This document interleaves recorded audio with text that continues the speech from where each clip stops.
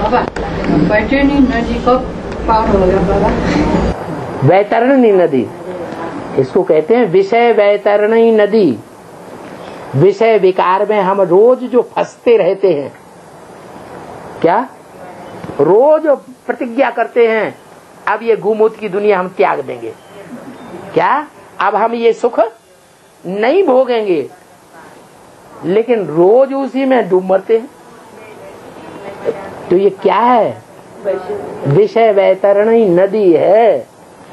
इस विषय वैतरणी नदी से पार ले जाने वाला एक ही बाप खिवैया आया हुआ है। वो कहता है कि एक के पावन बनने से सब पावन बन जाएंगे और एक के पतित बनने से सब पतित बन जाते। वो कौन है? ब्रह्मा वाली आत्मा। वो ब्रह्मा वाली आत्मा जो सन 87 में पीपल के पत्ते पर नवैया बनाई। काय की नवैया बनाई? पीपल के पत्ते की नवैया। और ये संसार सागर कहो या विषय सागर कहो या विषय वैतरणी नदी कहो, उसमें वो पीपल का पत्ते की नवैया हल्की फुल्की पड़ी हुई है।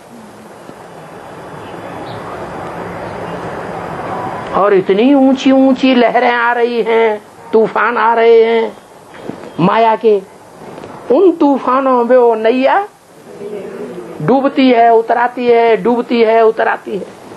लेकिन बाप ने बोला हुआ है नैया सत्य की है, नैया हिलेगी डुलेगी लेकिन डूबेगी नहीं। क्यों नहीं डूबेगी? क्योंकि उस पर वो ही आत्मा कृष्ण की विराजमान है। पीपल के पत्ते पर कौन सी आत्मा विराजमान है? वो ही कृष्ण की आत्मा विराजमान है, जिसके लिए बोला है एक के पतित बनने से सब पतित बन जाते हैं, एक के पावन बनने से सब पावन बन जाएंगे। अरे ये षष्ठी रूपी वृक्ष है, इसका पहला पत्ता है कौन? कृष्ण वाली आत्मा है। उसका उद्धार जब तक नहीं हुआ है तब तक 500-700 करोड़ पत्तों का उद्धार हो जाएगा? नहीं हो सकता। तो ये विषय वैतरणी नदी में वो नवैया पड़ी हुई है। उस नवैया में कृष्ण बिठैया है, इसलिए गारंटी है कि ये नैया डूबने वाली नहीं है। इस नैया को पार ले जाने वाला बाप आया हुआ है, और बाप जिस तन में आता है उसको कहते हैं शंकर चाप जहाज। जे ही चढ़ी उतरे इंड पार नर, बूढ़ सकल संसार। क्या ये कृष्ण की नैया नहीं है? किसकी नैया है? शंकर चाप। चाप माने जहाज, चाप माने धनुष, चाप माने जहाज। जैसे सिख लोग कहते हैं नानक चाप जहाज, वो नानक को जहाज बना देते हैं। लेकिन वास्तव में नानक कहो अथवा शंकर वाली आत्मा कहो, उसमें बाप बिठैया है। वो बाप उस जहाज में आया हुआ है और उस जहाज को चलाने वाला है। जो भी नदियां डूबती उतराती हैं, अगर वो सहारा ले लेंगी उस जहाज का, तो विषय सागर से पार हो जाएंगी या बचेंगी? पार हो जाएंगी। फिर उन नवैयों में बिठैया भी, वो भी पार हो जाएगी।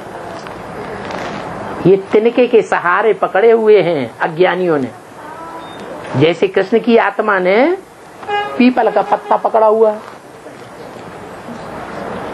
तो तिनके का सहारा है या जहाज का सहारा लिया है? तिनके का सहारा लिया हुआ है। बाप कहते हैं अब ये आत्माओं के सहारे छोड़ दो, देहधारियों के सहारे छोड़ दो। ये तुम्हें निस्तार करने वाले नहीं है, ये तुम्हें पार ले जाने वाले नहीं है। ये खुद भी डूबेंगे और तुम्हें भी डुबा देंगे।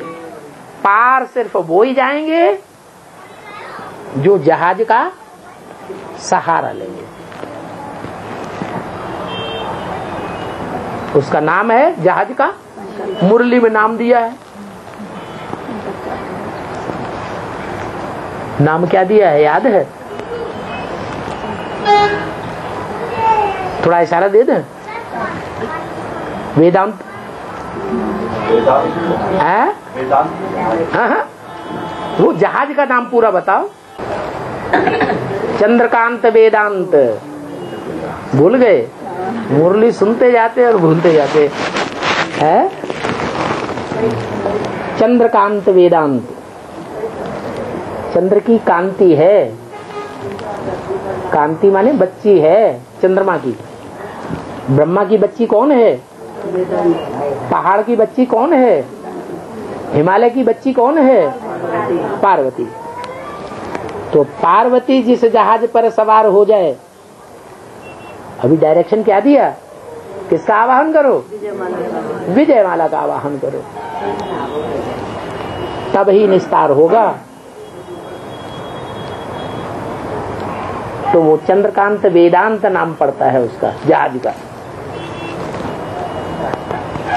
जो आसरा लेंगे वो पार जरूर जाएंगे।